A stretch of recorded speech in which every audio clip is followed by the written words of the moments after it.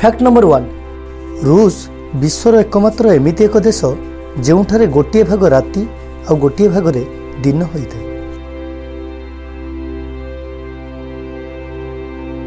Fact number 2 प्रत्येक दिन Google रे 16% सर्च एमिति होता है जहाँकि से पूर्वर केबे भी देखि न थाए।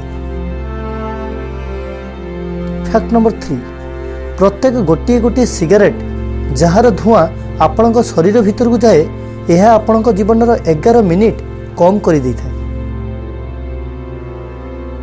फैक्ट नंबर 4 सारा पृथ्वी रे कौन सी गोटे मनीषर प्रथम सर्जरी भारत में ही होता।